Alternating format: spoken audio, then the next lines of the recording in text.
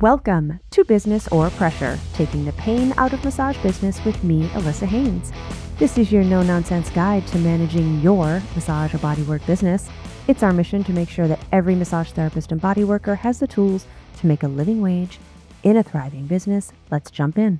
My friends, this is my last Business or Pressure podcast. Here's what's going down. I am mostly stepping back from online life. I still do some one-to-one consulting on a sliding scale and some budget coaching for massage therapists and very small service business owners like us. It will still be very easy to find me. You can go to deepbreathdigital.com or just Google my name, you'll find me. But I am stepping back from spending much of my work life in front of a screen. When I started doing this work, it was written. I wrote a lot. I really liked that. But I found that as I wrote less and podcasted more, I've kind of lost the ability to write. So I've got some plans to work back up to being a decent writer, and hopefully that will evolve into something. You can go to deepbreathdigital.com to get on my email list if you want to see what happens with that. But mostly I am rededicating myself to my massage practice. And over the next year, I am easing back into that fullish time. I am taking some classes to bring neurology exercises into my practice and hopefully improve outcomes. And I'm a slow learner. I've discovered that I cannot keep up the work pace I used to and juggle all of the things I used to and actually learn things and have a life at the same time. So I'm making some changes. So I have thought a great deal about what I wanted to talk about from my last episode. And I gathered some of what I feel is the most useful to me guidance that I have gathered over the last few decades. And not to-do list stuff like the last episode, like replacing your HVAC filters. Big picture guidance. Ideas that have popped up over and over again in my head because they have been useful and they are good guidance. So here we go. When you don't know what to do, ask a community. When I started 20 some years ago, online communities weren't a thing. Email was barely a thing. Small business websites were barely a thing. I was really, really lonely. I was in the first few years of building my business. I was recently divorced. So I created a community, first on Facebook and then in an actual community software. And it evolved from one thing to another. And then earlier this year, I transitioned that to a delightful and competent colleague, Annette Montgomery. And she has turned that community into a wonderful and enthusiastic place. She named it Bolstered, which is the best name ever. And when she told me that name, I knew fully that she was the best person to take over this thing that I had so lovingly started. She has evolved it so quickly and so wonderfully.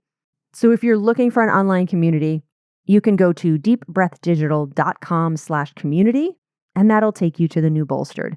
However, if you are an ABMP member, you can go into your member portal, find the link for Bolstered, and you get preferred pricing. So use that if you're an ABMP member. And even better than an online community, sometimes, is an in-person community. Make an effort to meet massage therapists in your area and follow through on some quarterly-ish or just twice a year-ish coffee or going to get a massage from them so that you get to see them again, or even just a phone call to connect. It really can make you feel less isolated and more part of community. The next big picture guidance that's kind of new to me. I don't know why I brushed it off when I heard it earlier in my career, but here we go. Raise your rates every year and just make it a part of your business. Make it part of your processes and part of what people can expect from you. And even put it right on your services pricing page. Please expect an annual increase in rates every January. And then it's just a thing. No one is ever surprised by it. You don't need to feel weird about it because it's just part of how your business runs, just like how you send reminder emails or your cancellation policy or the verbiage you use to tell people how to take their clothes off. I was having a conversation with other massage therapists in the Bolstered community, and we were talking about this, and I realized it was silly to not do it. I don't want to go through the mental gymnastics of figuring out when it's time to raise my rates. I just want to do it once a year. I want to raise them 3 to 5%. I want to give myself a cost of living raise. I just want it to be a regular thing, and I'm going to make that happen. Another piece of guidance that has stuck with me because it has served me well. Put 3 months of operating expenses in a high yield savings account. In your business, have a savings for your business that is strictly 3 or more months of business operating expenses. So if rent and utilities and your online scheduling service and all your other services, everything that you pay for is $1,500 a month, then you should have $4,500 in your high yield savings account. So that if something icky happens, you don't have to close your business immediately and break leases and have it be a whole thing. 3 months of operating expenses is a nice buffer. It gives you a little time to make more informed decisions about what's going to happen if you have to take a month off to care for somebody, if you have a serious illness and you're out for more than a week, or if the world shuts down because of a contagious illness. If you are having trouble funding such a savings account, maybe next time you raise your rates, put that newfound money into that savings account until your goal is met, and then you can start paying yourself more after that. There are also a million different resources on how to fund a savings account, but having that 3 months sitting in a high yield savings so it's earning you a little bit of interest and you can just forget that it exists until you really need it, it is a lifesaver. It is a business saver. All right, next piece of guidance that has helped me. Say, let me get back to you on that instead of yes. Remove yes from your vocabulary. I did so many little jobs and so many little tasks and so many little volunteer things that I didn't really want to do because I said yes way too quickly. Saying, let me get back to you on that. And then actually getting back to the person or saying, give me a minute to check out my schedule and see if that could work for me. Gives you a buffer to decide if doing that thing is actually good for you, if it's possible for you, and if you want to do it.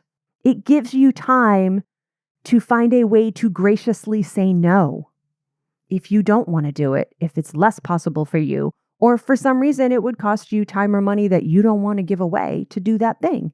Teach the people pleaser inside of you that other people actually like dealing with someone who is honest and knows their limits. Others would rather work with a thoughtful yes or move on from a thoughtful no versus working with someone who doesn't want to be there or ends up not being super reliable because they shouldn't have said yes in the first place. And finally, know when to quit, know when to fold them, know when to walk away so that you don't need to run. There have been so many times where I kept a job for longer than it served me, well past it was enjoyable and into misery, because somehow I thought that quitting was failure or letting people down, and that's silly. A business or a podcast or a hobby does not need to last forever. You're allowed to end something, to stop doing it, and have that be okay. If you can end things well, with respect for the other people involved and clarity, that's enough. And you don't owe anyone anything other than that respect and clarity. And that's what I've got. Thank you to all of you who have become trusted colleagues and so many friends. And I can't express how much that means to me without crying, so I'm not going to, but thank you. And big thanks to ABMP for believing in me and giving me my first published article so many years ago. Thank you for supporting my startup and then Massage Business Blueprint and then giving me a home under your umbrella. And once again, if you need me, you can find me at deepbreathdigital.com. Thanks for coming on the ride.